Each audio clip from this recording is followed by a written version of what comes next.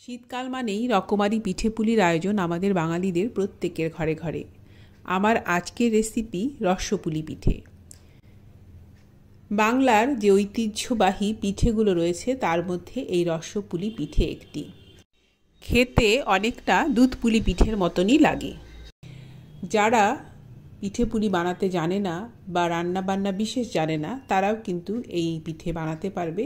এই রেসিপিটা এতটাই সহজ। আপনারা রেসিপিটি দেখুন। উপস্থাপনা ও রেসিপি যদি আপনাদের ভালো লাগে আমার চ্যানেলটিকে সাবস্ক্রাইব করে বেল বাটনে প্রেস করে আমার পাশেই থাকার অনুরোধ করব আপনাদের। এই পিঠে দেখতে যেমন সুন্দর হয়েছে খেতেও কিন্তু ঠিক ততটাই ভালো লাগবে। নমস্কার, স্বাগত জানাচ্ছি ফ্লেভারস অফ কলকাতায়। সাথে আছি আমি নন্দিনী। আসুন তাহলে শুরু করি। চালের গুঁড়ো নিচ্ছি 3/4 কাপ। এটা নিচ্ছি নারকেল বাটা। দুধ দিয়ে নারকেল ব্লেন্ডারে পেস্ট করে নিয়েছি। সেটা দিলাম 1/2 কাপ পরিমাণ। 1/2 কাপ পরিমাণ জল দিয়েছি, যেটা রেকর্ডিং করা হয়নি। আর এখানে দিলাম 1/2 কাপের থেকে একটু কম খেজুর গুড়। সব কিছু ভালো করে মিশিয়ে নেব আর ফ্লেমটাকে সিমে করে 15 সেকেন্ডের জন্য ঢাকা দিয়ে দেব। খুব বেশি সময় ধরে ঢেকে রাখা যাবে না, কেন কি এটা চালের গুঁড়ো, খুব তাড়াতাড়ি ময়েশ্চারটা টেনে নেবে। ঢাকা খুলে ভালো করে নেড়ে চেড়ে একটা ডো বানিয়ে নিতে হবে। একটা পর্যায়ে দেখা যাবে ডোটা কড়ার থেকে ছেড়ে ছেড়ে আসছে। তখন আমি এটাকে নামিয়ে নেব। আর নামিয়ে নেওয়ার আগে আমি এর মধ্যে দেব 2 টেবিল চামচ পরিমাণ কোরানো ফ্রেশ নারকেল। এই পর্যায়ে নারকেল কোড়ার ব্যবহার পিঠের স্বাদটা অনেকটাই বাড়িয়ে দেবে। এই পিঠে কিন্তু খেতে অনেকটা দুধপুলি পিঠের মতো হয়। দুধপুলি পিঠের সাথে এই পিঠের খুব মিল আছে, মানে খেতে অনেকটা একই রকম লাগে। তবে বানানো খুবই সহজ। যারা রান্নাবান্না বিশেষ করতে জানে না তারাও এই পিঠে বাড়িতে বানিয়ে নিতে পারবে। রেসিপিটা এতই সহজ। ডোটাকে আমি একটা প্লেটে ঢেলে নিয়েছি। এবার ওই কড়াতে আমি প্রথমে কিছুটা জল দিয়ে দিলাম, তারপরে দিয়ে দিলাম 1 লিটার দুধ। দুধ দেওয়ার আগে জল দিয়ে নিলে দুধ ফুটে কড়ার নিচে আটকে যাবে না। ডোটা, যে চালের গুঁড়ো দিয়ে আমি ডোটা তৈরি করেছি, সেই ডোটা থেকে ছোট ছোট আমি পুলি তৈরি করে নেব। যে কোনো শেপেই এইগুলোকে বানানো যাবে। আপনাদের পছন্দ মতো যে কোনো শেপেই আপনারা বানিয়ে নিতে পারবেন। আমি গোল গোল করে বানাচ্ছি, আপনারা সিলিন্ড্রিকালও বানাতে পারেন। আবার যে পুলি পিঠে হয় সেই পুলি পিঠের মতো করেও কিন্তু বানানো যাবে।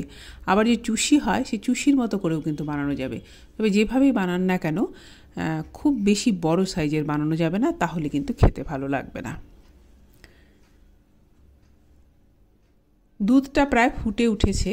এবার আমি দুধের মধ্যে ওই পুলিগুলো দিয়ে দেব। যেই চালের ডো থেকে যেই আমি গোল গোল করে বানিয়েছি সেগুলো দিয়ে দেব। দুধটা প্রথমে ফুটিয়ে খুব বেশি শুকনো করে নিতে হবে না। আমাকে এই পিঠে দুধে দিয়ে প্রায় 10 থেকে 12 মিনিট সেদ্ধ করতে হবে। সেই জন্য প্রথমেই দুধ ফুটিয়ে শুকনো করার কোনো প্রয়োজন নেই। দুধ ফুটে উঠলে পিঠেগুলো দিয়ে দেব আর ফ্লেমটাকে সিমে করে 10 থেকে 12 মিনিট দুধের মধ্যে পিঠেগুলোকে সেদ্ধ করে নেব। তাহলেই কিন্তু সুন্দর নরম হবে। 10 থেকে 12 মিনিট ফোটানোর ফলে পিঠেগুলোও যেমন সুন্দর সেদ্ধ হবে, দুধটাও শুকনো হয়ে আসবে। সেই জন্যই প্রথমেই দুধ শুকনো করার কোনো প্রয়োজন নেই। কতটা কি পরিমাণে ব্যবহার করছি সেটা কিন্তু মনে রাখতে হবে। 3/4 কাপ চালের গুঁড়ো ব্যবহার করেছি, আর সেই জন্য কিন্তু আমি 1 লিটার দুধ ব্যবহার করেছি। প্রায় 10 থেকে 12 মিনিট ফুটিয়ে নেওয়ার পরে পিঠেগুলো কিন্তু এখন সুন্দর সেদ্ধ হয়ে গিয়েছে। 10 থেকে 12 মিনিট ফুটিয়ে নেওয়ার পরে এবার আমি দেব চিনি। মিষ্টিটা নিজেদের পছন্দ অনুযায়ী কম বা বেশি করে অ্যাডজাস্ট করে নেওয়া যাবে। আমি এখানে দিচ্ছি 1/2 কাপ পরিমাণ চিনি, কেন কি আমি দেব পরে একটু খেজুর গুড়। আর 1/4 চামচ পরিমাণ লবণ দিলাম। যে কোনো মিষ্টি খাবারের স্বাদ এই লবণ ব্যালেন্স করে। একটু লবণ দিলে ভালো লাগবে খেতে। চিনি দেওয়ার পরে যেহেতু চিনিটা গলে জল হয়ে যাবে, দুধটা একটু পাতলা হয়ে যাবে, সেই জন্য 3-4 মিনিট সময় ধরে ফুটিয়ে নিতে হবে। তারপর আমি এখানে দিয়ে দিলাম 1/2 কাপ পরিমাণ বা তার থেকে একটু কম খেজুর গুড়। খেজুর গুড় আমি জল দিয়ে ফুটিয়ে পাতলা করে নিয়েছি। এইভাবে খেজুর গুড় যদি জল দিয়ে ফুটিয়ে তারপরে পিঠে বানাতে ব্যবহার করা যায়, তাহলে দুধ ফেটে যাওয়ার ভয়টা থাকে না। এই দুধটাকে গাঢ় করার জন্য এক্সট্রা করে কোনো চালের গুঁড়ো বা মিল্ক পাউডার ব্যবহার করতে হবে না, যেহেতু চালের গুঁড়ো দিয়েই আমি ডোটা তৈরি করেছিলাম, মানে পুলির ডোটা তৈরি করেছিলাম। এই দুধটা এমনিতেই অনেক গাঢ় হয়ে যাবে। বেশ অনেকক্ষণ ফুটিয়ে নেওয়ার পরে আমি ফ্লেমটাকে অফ করে দিয়েছি। যেহেতু খেজুর গুড় ব্যবহার করেছি সেই জন্য কোনো এলাচ পাউডার আমি ব্যবহার করিনি, কারণ খেজুর গুড়ের একটা খুব সুন্দর গন্ধ থাকে। একটু ঠান্ডা হয়ে গেলে আমি একটা প্লেটে সার্ভ করে দিয়েছি। আমি আশা করছি আমার আজকের রেসিপি আপনাদের ভালো লেগেছে। ভালো লাগলে আমার চ্যানেলটিকে সাবস্ক্রাইব করে আমার পাশেই থাকার অনুরোধ করব। আজ এই পর্যন্তই, ধন্যবাদ।